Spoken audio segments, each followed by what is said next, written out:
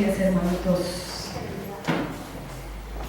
Pues gracias por esta oportunidad de seguir aprendiendo de la palabra del Señor. Hoy el pastor va a hablar de los evangelios y yo voy a hacer una introducción a este tema, donde Juan, Marcos, Mateo y Lucas nos empiezan a hablar de la presencia viva del Señor. Antes escuchamos de Él, pero cuando ellos hablan es porque ya tuvieron la oportunidad de compartir con Jesús, lo cual me parece una gran bendición.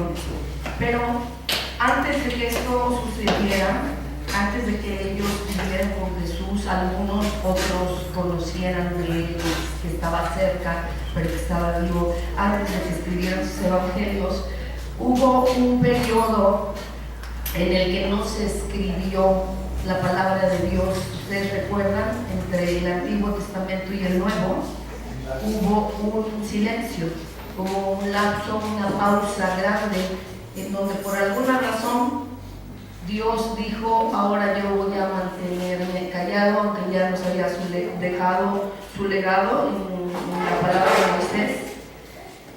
Entonces a este periodo se le llamó periodo intertestamentario. Esta pausa que se dio entre el Antiguo Testamento y el Nuevo duró más o menos, ¿cuántos años? Ustedes lo estudiamos. ¿Cuántos? Más o menos, que es un montón, en este tiempo, no iba a decir dictó, pero no es correcto, Dios no habló a los hombres para que escribieran de lo que Él pretendía, pero les repito, Él ya nos había dejado un gran legado en el Antiguo Testamento, y esto se ha considerado de Malaquías a Juan el Bautista es que se da en este periodo intertestamentario. ¿Por qué Malaquías? Porque es el último que escribió, el último profeta que escribió en el Antiguo Testamento. Y más adelante empieza a hacer presencia Juan el Bautista en lo que sería el siglo I, cuando viene el Señor Jesús al mundo. Viene a hacer ruido. Si bien es cierto que Juan el Bautista no escribió nada en la Biblia, dijo mucho, ¿no? Porque él fue el primero que en la nueva mención de Jesús dijo: Él vendrá, Él ya viene, Él ya está aquí, y empezó a bautizar en su nombre. Esa fue su participación. Cuando Él nos recuerda que ya, como se decía en la profecía, Él vendría, pero Juan el Bautista dice: cuidado, estemos atentos porque ya está aquí, y empieza a trabajar de alguna manera por Él. Otra vez empieza, como Moisés tuvo su oportunidad de ser el primero de hablar de Jesús, Juan el Bautista también empezó a bautizar el nombre de Jesús, diciéndonos: esta profecía se está cumpliendo y el Señor vendrá. Entonces esta pausa fue de más o menos 400 años. Hay sin embargo, un movimiento político religioso alrededor de todo esto. Es decir, Dios deja de hablarnos, pero la historia de Israel sigue, la economía se mueve, los poderes, el interés, la autoridad del gobierno, el autoritarismo, ¿por qué no decirlo? Y esto tiene que ver con el siguiente contexto histórico que les voy a narrar un poco.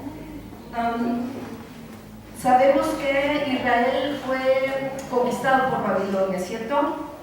Y al mismo tiempo Babilonia se llevó a todos los israelitas a su casa. Yo creo que era más fácil a control remoto dominarlos, pero bueno, ellos tuvieron a bien llevárselos, mantenerlos, darles casa y en fin.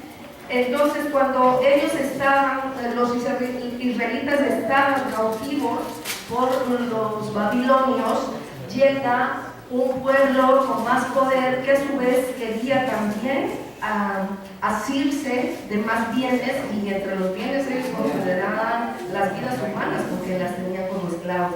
Estos fueron los persas. También los subíamos, yo me imagino que no se acuerdan ni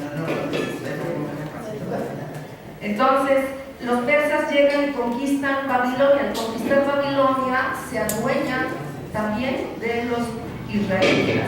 Nada más que la diferencia entre los persas es que ellos sacan al pueblo judío de Babilonia y lo vuelven a llevar a Israel.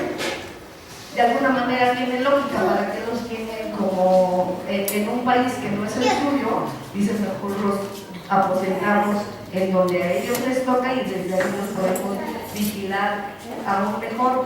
Desde luego esto no implicaba que Israel fuera un pueblo libre.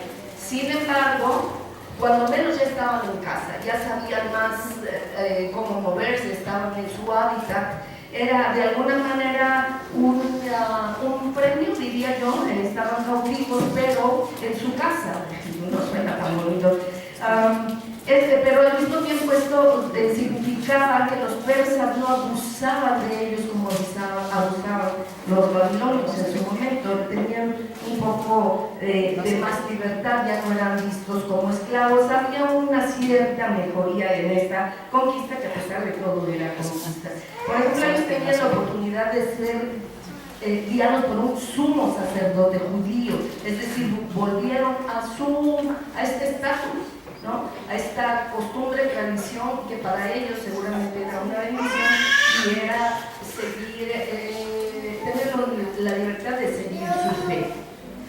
Ok, aquí bajo el imperio persa, pues ellos, los israelitas y los judíos, mejoran un poco, y como esto no se acaba hasta que se acaba y alguien más quiere el poder, llegaron los griegos y le dijeron a los persas: saben que nosotros también queremos lo que tú tienes. Y los conquistaron. Los persas fueron conquistados por los griegos, que comandaba Alejandro Magno, o Alejandro el Grande, y los desterraron. Finalmente los griegos sacaron a los persas de todo el continente europeo que tenían bajo su mando, y así ganan también el poder sobre los judíos. Alejandro parecía ser una mejor persona con los judíos, es decir, los conquistó, pero los respetó aún más.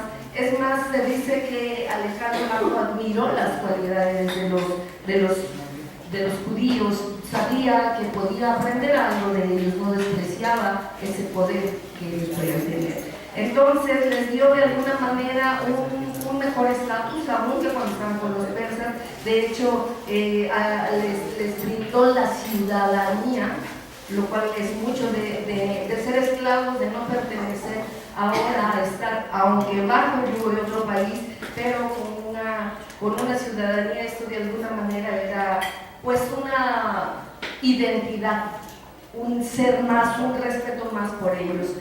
Pero desafortunadamente, al mismo tiempo, Alejandro Magno es no conquistado, es muerto. Cuando Alejandro Magno muere, no fueron igualmente respetadas las costumbres de los judíos por los que sucedieron a Alejandro Magno. Ahí se perdió un poco de respeto por ellos. Los que sucedieron a Alejandro querían, a diferencia de Alejandro mismo, que los israelitas se metieran las costumbres griegas. Y hace un rato Alejandro decía: si puedo aprender de los israelitas, de los judíos, está bien, yo lo tomo. Y aquí decían: no, nosotros no solo los despreciamos, sino que queremos que ellos aprendan las costumbres griegas. Entonces, como vemos, es un vaivén, ¿no? En esta conquista de los judíos, donde les permiten, donde no les permiten, donde les dejan tener un sumo sacerdote, donde después desprecian su fe, donde no quieren que la tengan. Y es de alguna manera lógica mientras estamos bajo el yugo de alguien más. En esta época, después de que el Magno muere, incluso les prohibieron sus cultos y los volvieron a tomar como esclavos, como que volvieron al principio de degradación, como estaban cuando estaban en Babilonia. Les prohibían cosas importantísimas que son para los judíos, como por ejemplo en aquel tiempo, bueno, no en aquel tiempo, también seguimos la palabra de Dios, pero para ellos era vital descentralizado, era la palabra de Dios. Para ellos era importante la circuncisión, si no se circuncidaban, sentían que no estaban siguiendo su fe. Y esto también fue prohibido por los sucesores de Alejandro Magno. Muy bien, estoy siendo clara, ¿sí? Ok.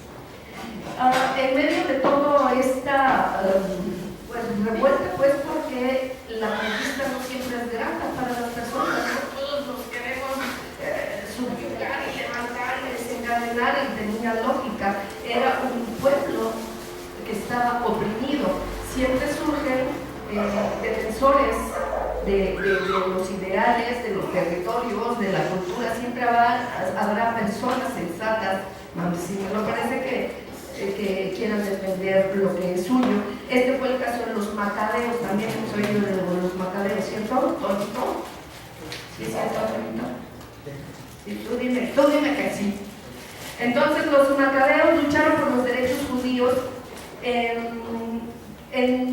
donde querían ellos no solamente que respetaran sus territorios, sus casas, su cultura, sino sobre todo esta lucha de la que les estoy hablando era que respetaran sus creencias religiosas, ¿no? Para ellos la vida era algo importante, su fe, y ellos querían que no se las quitaran.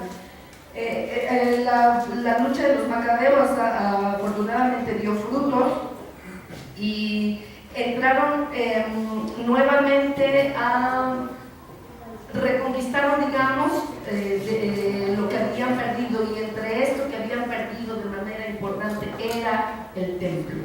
A ellos en este momento, evidentemente, ya no se les permitía orar como sus costumbres. El templo, me imagino yo, estaba abandonado, arrumbado, y ellos pudieron volver a entrar y, de hecho, se dice, limpiaron el templo y volvieron a tomar posesión de él. Tumbaron todos los dioses, que había infinidad de dioses. Los griegos creían en uno y en otro y en otro y en otro, y cuando los macabeos vuelven a entrar, tiran todas estas creencias y vuelven a tener de alguna manera esta oportunidad, se posesionan en su fe nuevamente, aunque esto no significa que fueran políticamente libres. ¿Me explico? O sea, sí nos apoderamos de nuestro templo otra vez, damos fuerza a nuestra creencia, pero seguimos sin derechos porque estamos conquistados por los derechos. Es decir, la lucha tendría que seguir, evidentemente. Vuelvo a mencionar cuando falleció Alejandro Magno, siendo un hombre joven, sin hijos, eso es lo que se dice. Después resultó que sí había tenido un hijo por allí, pero que no había sido reconocido. Y cuando él muere, dicen todos: ¿qué vamos a hacer con todo este imperio que él conquista? Con toda esta gran parte de Europa que ya había puesto en sus saberes. Entonces toman una muy mala decisión que seguramente en ese momento les pareció correcta, y dijeron: vamos a dejar la autoridad a dos grandes generales que él tenía, que le ayudaban a dirigir. Uno era Ptolomeo y otro era Seleuco. Seleuco. Ok, entonces dejan el poder sobre estos dos y dicen: muy padre, mira qué tal si nos dividimos, tú la derecha y yo la izquierda, y deshacemos padrísimo este gran imperio. Ellos creyendo que era una buena manera. Finalmente, bueno, pues eso sucedió, hubo una gran división, y uno de estos, que fue Seleuco, fue el que nuevamente empezó a perseguir de una manera fuerte, terrible, a los judíos. Lo que los macabeos habían podido ganar otra vez fue perdido, y mucho más. Seleuco no estaba de acuerdo en que ellos tuvieran ningún poder, y volvieron a perder y estaban prácticamente en la nada. Y siempre, como vemos, iban y venían al tiempo de cuando fueron cautivos en Babilonia.